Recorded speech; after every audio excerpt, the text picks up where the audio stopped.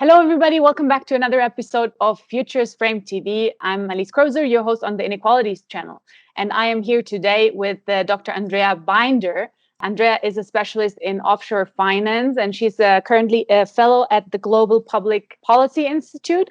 And Andrea has also just won a very big prize for her dissertation that we will be talking about in a minute, the Curve Foundation's German Dissertation Award 2020. Congratulations, Andrea, and thank you for being here with us today.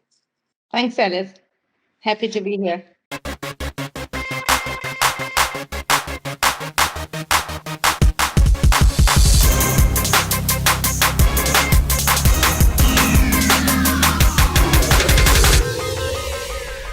We would like to know from you something about offshore finance. It's a topic that is usually not very high on the agenda of people that are not working with the subject or people that are engaged in legal activities or research for related topics.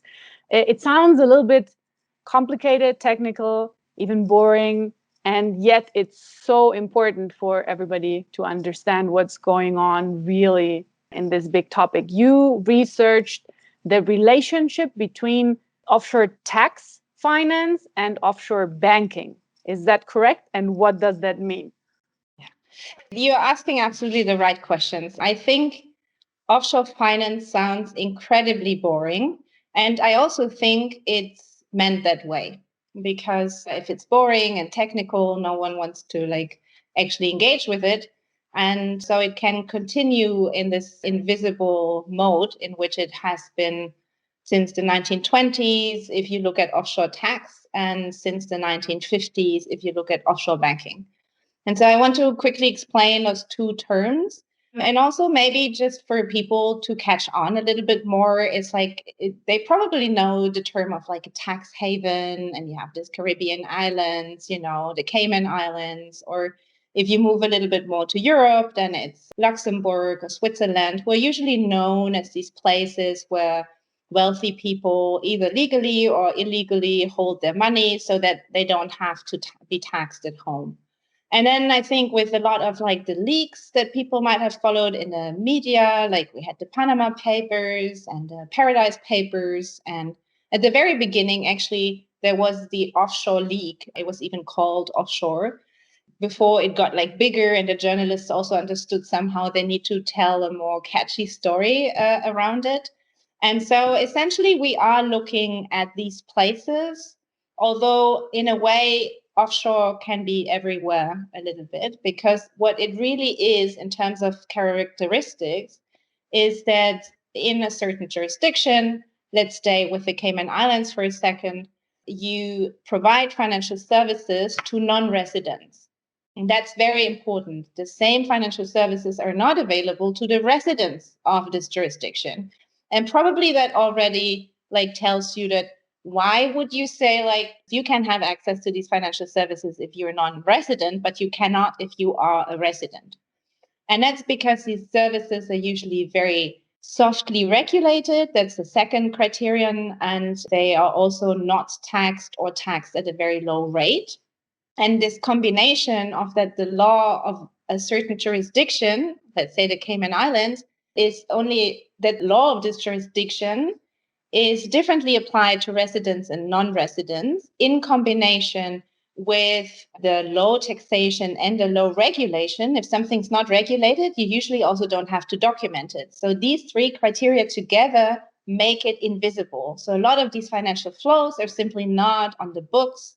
And also because it's taking advantage of gaps between different laws in the country where the financial money is coming, where the money is coming from, and the jurisdiction where it's going to. If there's some contradictions, then this is how you can use this to make your flows invisible. And there are different reasons why you would want to have financial flows invisible, like the obvious ones. You want to hide something that's illegal. So it's also used, these offshore financial centers, for money laundering or for tax evasion, so the legal part. But actually the offshore banking, which is also an important part that I looked at, is mostly legal. And so the illegal and the legal is merging in these places in a fascinating way. You researched specific countries in your thesis. Is there a difference between countries, how they deal with the situation and how they're affected by this situation? Does that relate, and this is obviously a trick question, some way or another to inequalities?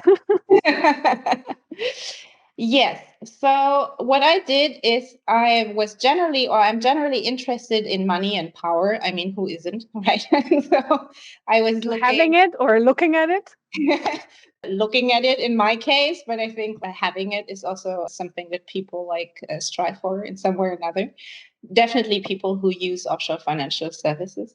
But what I'm interested is generally the relationship between state power and offshore finance, because usually there's this story, right, that Panama and Switzerland and Luxembourg, and they all take away the tax money from France and Germany and the United States and so on and so forth. I'm an international relations scholar, and I'm like, it's so counterintuitive that these big countries would just the small countries would just take away money from them and nothing ever happens, right? And so I was really interested in what's the interest of specific big countries in the existence of offshore finance. How do they relate to each other? And then I studied it looking at Britain, which is the homeland of offshore finance. They invented it in terms of offshore banking.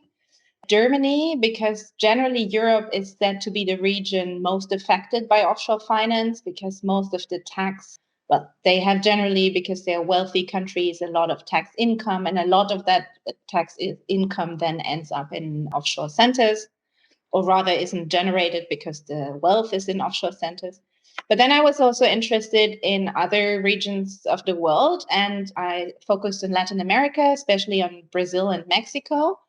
And obviously, these are also big economies with wealthy elites. And it was very interesting because the initial quantitative data showed that Mexico doesn't make that much use of offshore financial services, while Brazil did it in a very extended way. And so I was really intrigued by understanding these differences, also because, especially I think in the Mexican case, it's a bit counterintuitive. You would think that given the problems with drug trafficking and with huge inequality, you would see a large engagement with offshore finance. So I was looking at that. Really, just to get the bottom line for those four countries, obviously the relationship between offshore finance and the state varies over time. So I had a very longitudinal study that I looked at.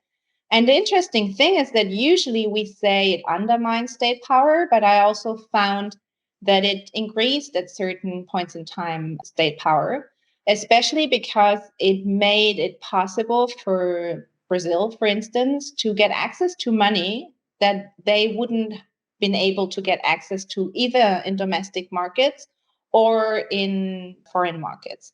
And so, for instance, what's not so well known, I think, is that a large part of the Brazilian development in the 1960s and 70s was really financed in these offshore markets. So for Brazil, it's a very interesting story because you can really see that the state profited from having this money, financed infrastructure development, but also we wouldn't have Lava Jato without offshore finance. So it really is both important part of explaining Brazil's economic growth and of understanding how the money laundering and grand corruption, right, actually works and how central to this offshore centers have been. How does it actually work? I mean, how do I imagine, or how do we all visualize Brazil going to, I don't know, the Cayman Islands and saying we want some money? Or how is the negotiation, let's say, between a government that needs to access these funds and whoever it is that provides them? In the case of Brazil, the beginnings of these offshore markets were actually in the city of London. And that's why, sometimes the Cayman Islands, I mention them because it gets the fantasy going, right? But the city of London, which many people don't know, has its own governance structure. So it's a little bit like Vatican City in Rome, right? Really. It was actually after the Second World War when the dollar became the dominant currency internationally and the pound was no longer the world reserve currency. But the bankers in New York weren't used to finance international trade and sovereign debt. And so the British bankers were still much more skilled in this international business. They just didn't have the currency anymore. And so they suggested to the Bank of England, what if we take two separate books? We call one our offshore business. That's where the term is coming from, actually.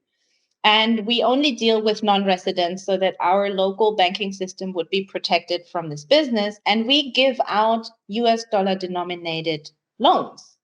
And in the beginning, that was really still the old-fashioned banking, as you might have learned it in school, where some people put in dollars into bank accounts in London. And then the banks were saying, against these, we give out loans. So it was like a very small market.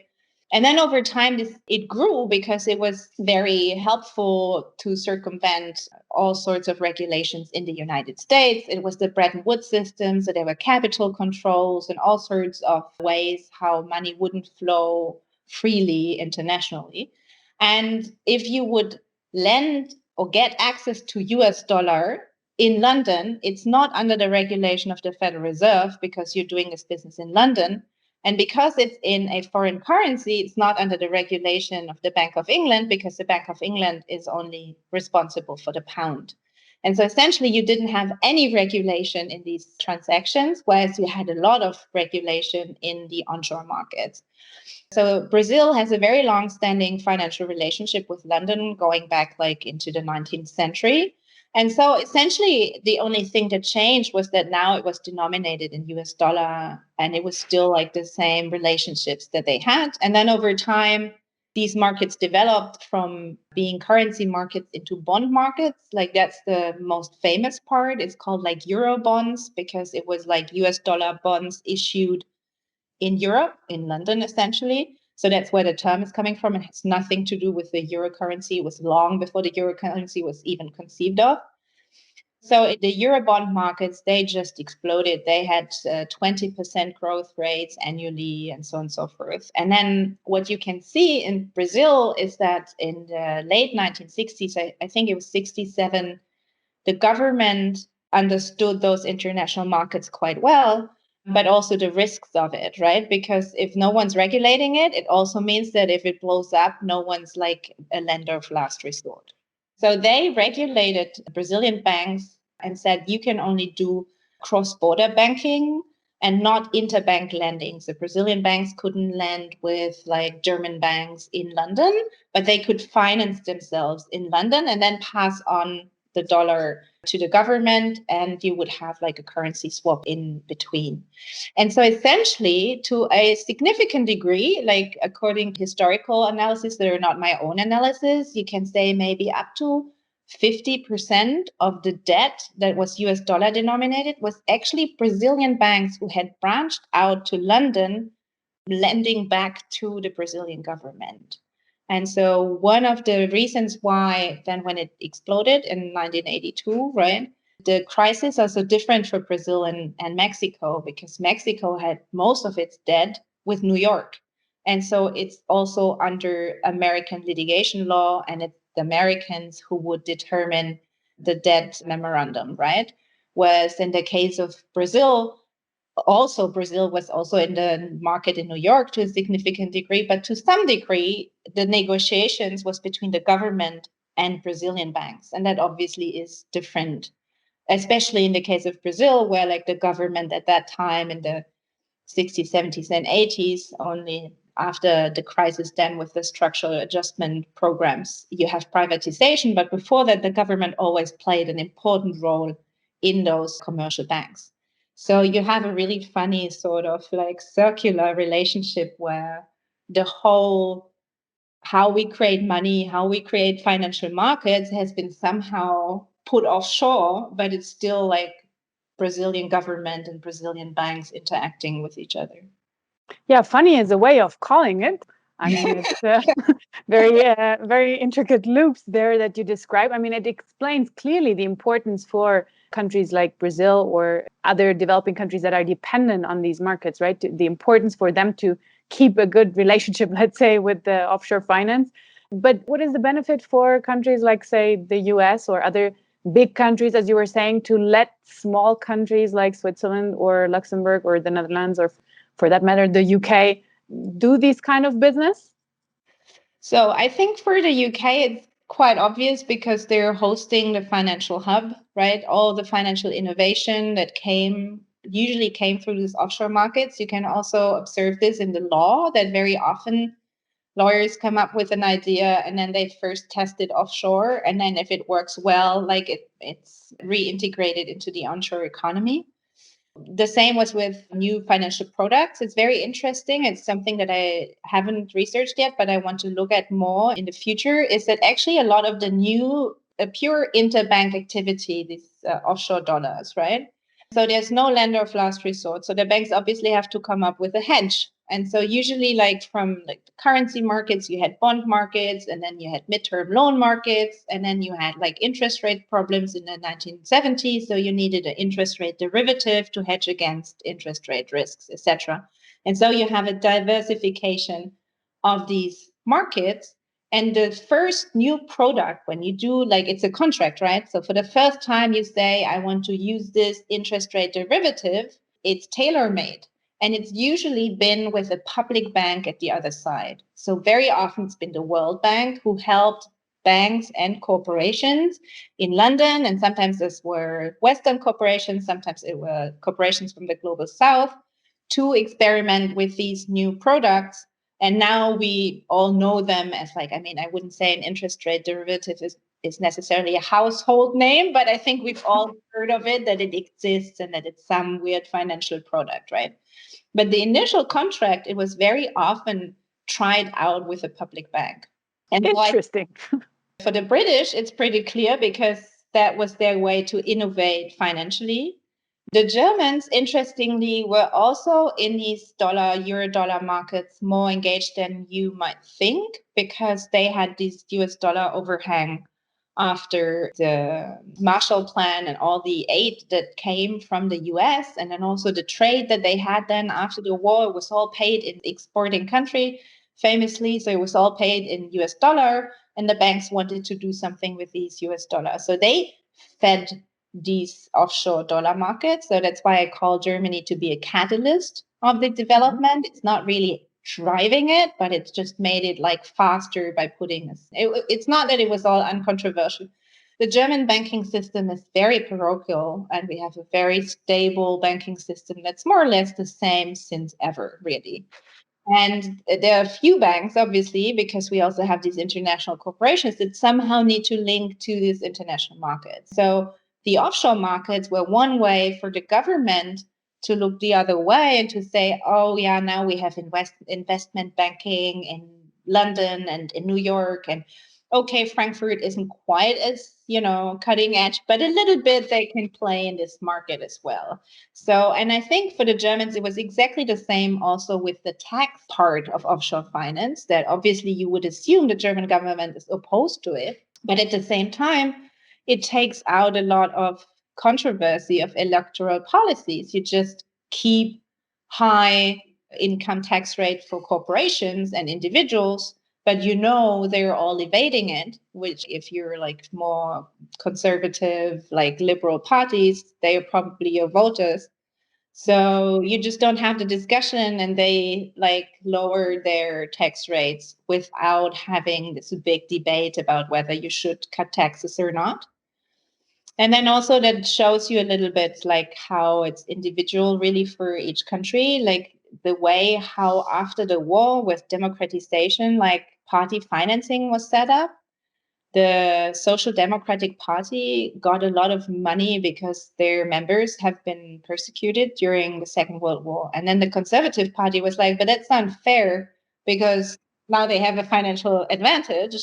And so there was a huge, I don't know whether it's internationally known, but it was a huge like party financing scandal with like connected to Helmut Kohl.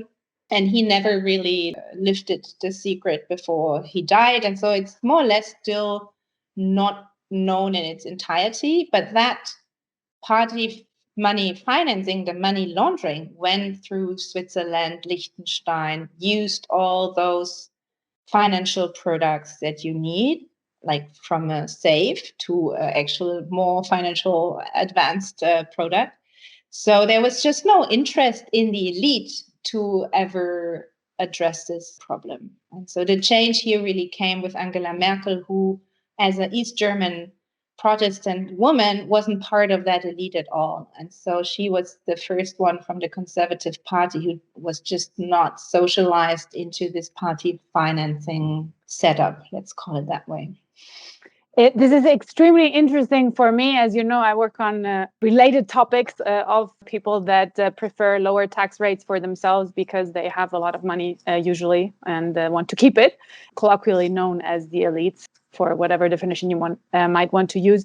You said something about how this arrangement appealed to them because you didn't have to question tax rates, and everybody was happy because voters have high tax rates, but the people that should pay them, they don't have to pay them. So kind of a good arrangement for everybody. Good in some way, convenient arrangement. Who actually pay the tax rates, yeah.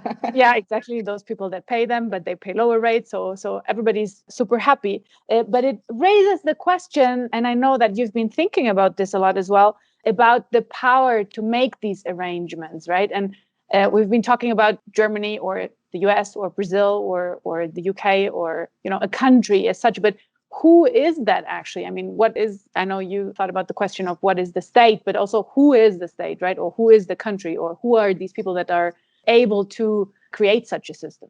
Indeed, it's a very important part of my research. Is if you look at the relationship between the state and offshore finance, then you somehow need to tell what the state is. And I really started from this notion that the state is something that's historically and geographically contingent. So the German state, the Deutsche Staat, is something very different from the French l'État, right? In the end, like in its material existence. And it's the different if you look at it in the 19th century or if you look at it today. So I said, but I need a starting point. I'm not a philosopher. I cannot solve the question of what is the state. And so I just need to take a concept. And what I did is to take Max Weber's concept, who considers the state to be an institutionalized association of rule. And the German term is Herrschaftsverband, where you have the rule, the Herrschaft, that goes together with association. So there's people who come together, they associate in order to rule. And to do so, in Weber's idea of the state, they have to pool their means, because somehow initially someone has to pay for the association to rule, whether it's a form of police or some form of making people convinced that they should be the state by providing public services, etc. I really just took this very simple question historically and said, who associated in order to rule at specific point in time? And what was their arrangement on how to finance the state, right? So you can see that it's very different in the four countries, obviously, where sometimes you have very stable economic elites and political elites are changing a lot. Like you have it, for instance, in Germany, right, where you had lots of regime changes over time. And so the economic elite is the same today as you have it in the 19th century. It's the same 10 families or whatever, you have that in all countries, the story of those 10 families. But that's how it is, and they're very stable. And then you have with each regime a political elite that's entirely replaced when the next regime comes. Or you have the case of the UK, where the economic and the political elite are one and the same. It's those few hundred people who were in parliament, who had the shares in the Bank of England, and who controlled the crown, right? And they were also the bankers, and they were married to each other. It's really I don't think there's, at least not in my cases, another country that has such a consolidated, stable political economic elite as Britain has, right? Depending on how these different groups negotiate over who's paying for the state, right? It's expensive to rule in some way. Usually you have some form of tax, or you have debt, right? These are the two ways on how you can finance your state. And then different elites are willing to lend to the state and to advance credit. The Brazilian elite, for instance, wasn't for a very long time. That's why it was so important for the Brazilian government to get access to these foreign investors, because they just didn't get the domestic elite to pay for the government, either in form of taxes or in form of debt. In Mexico, like usually the story of the modern state is always to say it was first a tax state, and then all of a sudden, like with the financial crisis and so on, we became debt states and sovereign debt increased. But Mexico, for instance, was first a debt state before it was able to tax its elite, at least to a certain extent. Very small extent. Yeah, very small extent, but definitely more than in the 19th century. Yeah, it's this relationship over how should we finance our state that also, by the way, determines the stability of a currency in a country. So it's a very good sign if you see frequent changes of currency reform, volatility of a currency, that this deal between the economic and political elite over how to finance the state is not functioning, because you need a certain level of taxation and you will always have a certain level of debt. And only if the two work together, then you have like a stable currency. And if you don't have that, then offshore finance can be quite convenient because you tap into the American currency, which has, for now, a stable arrangement between the debt and the tax-paying part of the population. It's fascinating to hear all these relations, and of course, as you say, it's leaning into topics that seem much more interesting to a general person, like money, power, wealth, politics, etc. Right? But I'm wondering how you got interested in this subject in the first place before knowing that it's so interesting. It's really true that I had no idea whatsoever. I haven't read a bank balance sheet in my life before I embarked on this. So I initially, like in the first 10 years of my professional life, worked in humanitarian affairs and studied, or more like it was actually more practical. I did evaluations of humanitarian programs and especially the coordination. So I evaluated, for instance, the international response to the Haiti earthquake in 2010.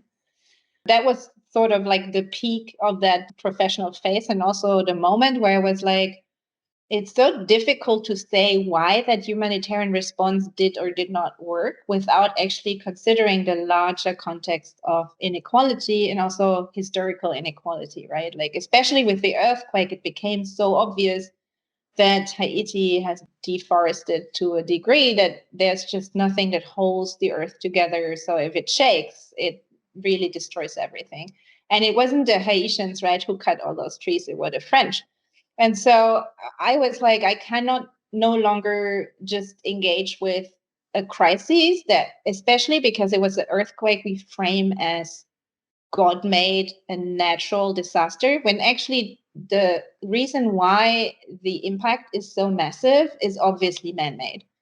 So I was just trying to find more efficient ways to distribute water or to distribute flour. And I'm like, that can't be it. I need to go somewhere where the inequality is created, right? I need to stop being at the place where we literally, put a plaster on something that's just bleeding everywhere. So I was thinking first of trade. And then there was these first offshore leaks in the German media. And I was like, immediately, I was like, this is so interesting because we all have this official system where we discuss, and if I say we, I actually mean like Western countries, in the sense of like, this is our so welfare system, this is how it works, this is how it's like a more regressive or more progressive tax system, and should education be free or not? And we have all these discussions. But then there's this other place, right? And we don't even know how big it is or how significant it is. And like there are people who want us to know. So I want to know. And that's how I embarked on this offshore topic and started reading and just thought like, because it became clear that it's not these little like paradise islands at the margins of how the international economy works, but actually at its core. How big are we talking? Big in size? Well, that's the politics of the invisible is the subtitle of my thesis for a reason. So empirically, it's very difficult because a lot of this data isn't available. But in terms of like the offshore markets, what like market participants usually throw around as a number is like 20, 30 trillion US dollar. And that's just the financial markets, right? And I think the more important point over the volume is really that if you pass a certain income, like usually people like the wealth managers I talked to, they were saying like if you have like about 250,000 euro as like disposable income, then it starts being interesting for you to talk to us, right? And to manage to set up these structures. And like most of it is legal, right? I mean, it's really just the people who really, really do not want to pay a cent of tax. But that's this very specific group of people. It's the majority of wealthy people, but also of corporations. They want to stay within the law or at the minimum not be illegal because there's also this space, Gray obviously. zone. And so it's just very pervasive in terms of like the tax system. But I think that's why one of the results really was that this offshore banking is so important because that really makes the money flow. The Cayman Islands is so important because it's British law, it's American money, and it's on the US time zone. So that was the place that allowed us to make 24-hour banking, right? Before we had like fast internet and stuff. Yeah, it's just the today's international financial system wouldn't exist without offshore finance, and we never study it. And I just find that a pity. I'm so happy that you do study it, and please continue studying it. And before we come to a close here, to kind of round this circle, let's say, I'd like to ask you what you would like to know or continue researching in the future. What do you think we still need to know about this topic? I definitely want to know. Oh, there's so much to We know. know so little. We know so little. It's like actually, it's a very nice research topic because you just turn somewhere and you'll find something that's not been written about by a lot of people. But I would really like to get a sense of the actual size to somehow make it quantifiable, knowing that it's very difficult and it's not so much to be like in the game of estimating all this, but more of showing, like you can see, for instance, if you take just the data that we do have, and it's really just the tip of the iceberg, that for instance, for Brazil, for Germany, for Japan, if you look at how much claims and liabilities they have towards offshore financial centers in US dollar as compared to how much they have towards the United States, you have like a 2-to-1 ratio. So a Wow. double amount of dollar like Germany or Japan gets from offshore financial centers. So independent from the US. And that does something with power international relations, right? So there seems to be that the offshore dollar makes the US so much more powerful because it actually is the reason why there is US dollar everywhere and you can't do anything in international trade or finance without US dollar. But at the same time, it seems to me that it's been outside actual control of the US. And so there's some sort of like constraint, like there's power and a power constraint at the same time related to the US in this offshore dollar, which I'm really interested in looking more closely into it and better understanding what monetary power means. Because right now, our narrative is the US, it's the exorbitant privilege, right? The US has the US dollar, the world economy runs on the US dollar, so it's a privilege for the US. And increasingly, I think they might be picking up the pieces of a party thrown by other people. Andrea, thank you so much. We really hope that you'll get into that. And then once we know, or once you know more about that, you'll share that with us. So thank you. So enlightening to hear about these strange relations between offshore finance, banking, taxing, government, power, wealthy individuals, and the whole, well, structure behind how they interact. We thank you very much for being here with us today in this episode. Thank you for having me, Alice. Thanks. And thank you for watching us today at Futures Frame TV. I'm Alice Krozer, your host for the Inequalities channel. And if you like this episode or if you're interested in these subjects, please join us again next Saturday for another episode on inequalities and everything related to that. In the meantime, have a good week. And thank you again for watching. See you soon. Bye-bye.